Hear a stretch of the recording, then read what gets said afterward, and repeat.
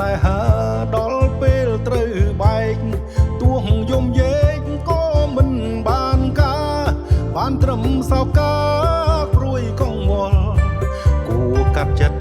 បំភ្លេចឲ្យបានរឿងប៉ុន្មានទុកថាវេនកម្មប្រៀបដូចកែវបើបែងប្រេះស្រាំប្រឹងតបជាប់មិនបានដូចដើមជុំរះចិត្តជុំរះកាយឈុំស្ដាយស្រណោះរឿងកន្លងហួងទុកជាគ្រោះក្នុងជីវិត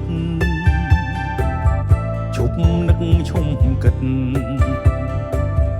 ចិនបេះដូងទុកទុំនេះលៀងរបួសស្នេហ៍ផ្ដើមជីវិតជាថ្មីត្រូវសម្លឹងមើលទៅខាងមុខអនាគតយើងនៅវែងឆ្ងាយឈប់អំពល់គិតរឿងសប្បាយគង់តែជួបស្នេហាស្មោះត្រង់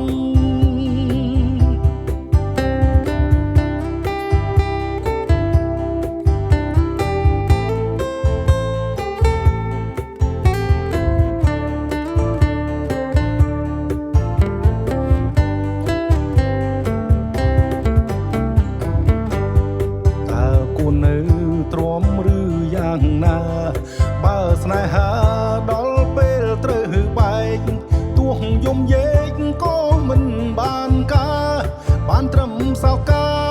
ព្រួយកង្វល់គួកាត់ចិត្តបំភ្លេចឲ្យបានរឿងប៉ុន្មានទុកថាវេទកម្មប្រៀបដូចកែវបើបែកប្រេះស្រាំ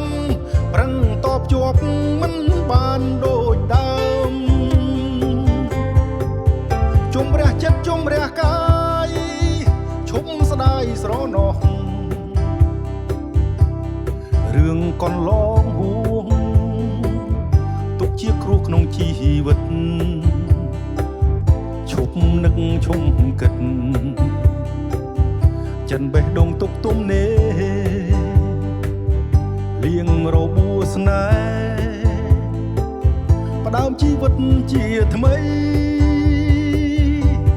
ត្រូវសម្លឹងមើលទៅខាងមុខអនាគតយើងនៅវែងឆ្ងាយឈប់អំពល់គិតរឿងសប្បាយគង់តែជួបស្នេ